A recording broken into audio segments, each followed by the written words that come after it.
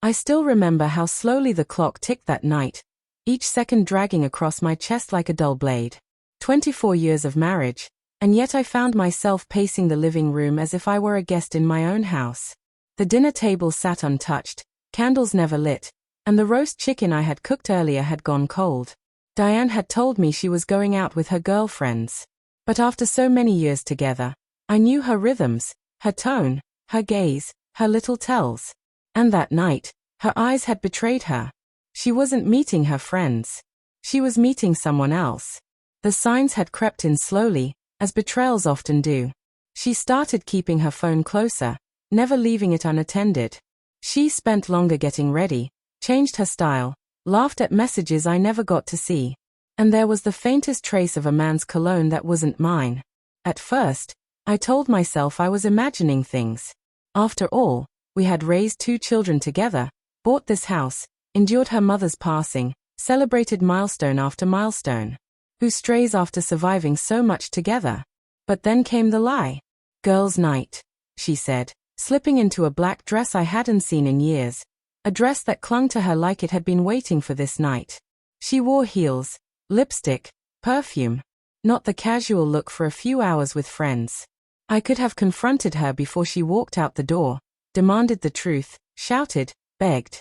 But something in me shifted. I thought about everything I had poured into our life together. The long hours at work, the vacations I gave up so she could care for her mother, the dreams I put on hold so we could build a family. If she was truly betraying me, I decided she wouldn't get another argument. She would get consequences. When she left, smiling that secret smile that wasn't meant for me, I made the call.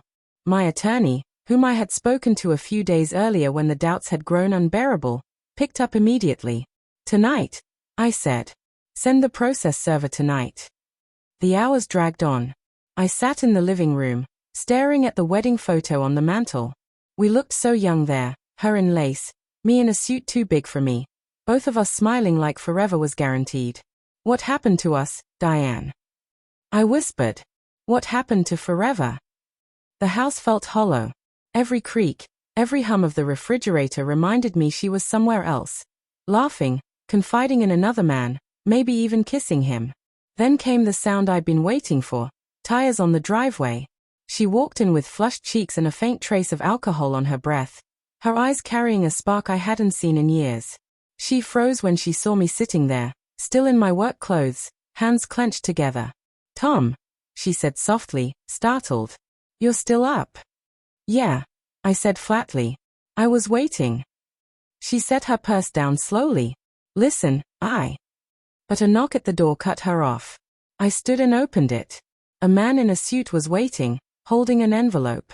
Mrs. Diane Walker, he asked. Yes, she said automatically.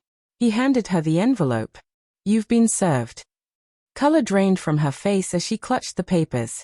The man left, closing the door behind him, leaving only silence between us. Divorce papers, I said quietly. Her mouth opened, but no words came. Finally she whispered, Tom, wait. It's not what you think. Not what I think. I snapped, standing. You spent tonight with another man. After 24 years, Diane. 24 years. Her eyes filled with tears. I didn't mean for this to happen. Something was missing. You've been so far away, so buried in work. I let out a bitter laugh. Far away, Diane. I was working for us.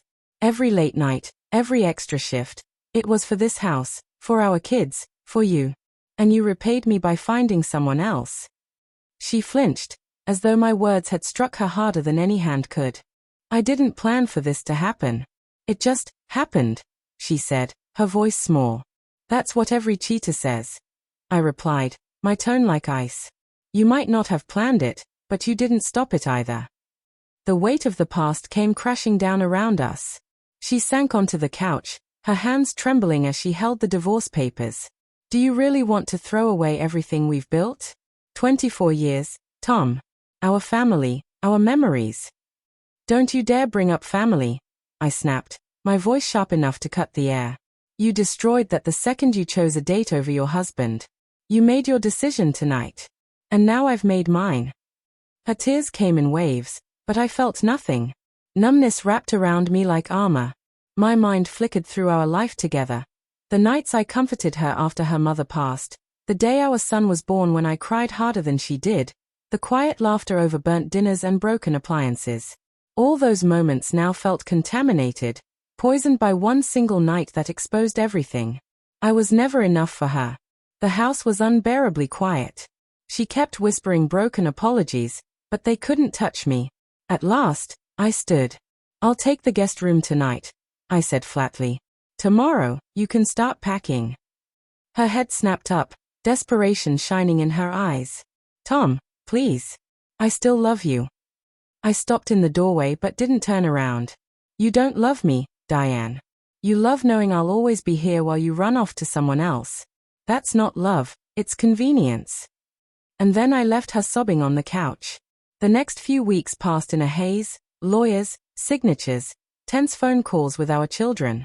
My daughter cried when she found out, convinced somehow that it was her fault. My son was silent, his fists clenched whenever his mother's name came up. Diane kept reaching out, begging for another chance, but by then my mind was set like stone. Every time I remembered her smiling as she walked through the door after being with another man, my decision felt justified. When the divorce was finalized, we sat across from each other in the courtroom. Her face was pale, her eyes red and swollen. I thought I might feel pity, but all I felt was a hollow emptiness. When the judge was done, she whispered, "I never thought we'd end like this." I looked at the woman I once believed I would grow old with. "Neither did I," I said quietly, "but you made sure we did." She reached for my hand, but I pulled it back. That was the last time we ever spoke. Months have passed since then. The house is quiet, sometimes achingly so, but it no longer feels like it's choking me. I still find myself setting 2 plates at the table out of habit, still catch faint traces of her perfume on the pillows she left behind. But now, the silence feels like healing. I've learned that betrayal doesn't just break you, it remakes you. It forces you to see who you are when the person you thought you couldn't live without is gone. Diane went on a Friday night date, and I sent her divorce papers. It was the hardest choice I've ever made, but the one that saved me. Because in the end, it wasn't just about her affair. It was about taking back my dignity, my peace, and the years I refused to waste any longer. And that, I realized, was worth more than 24 years of pretending.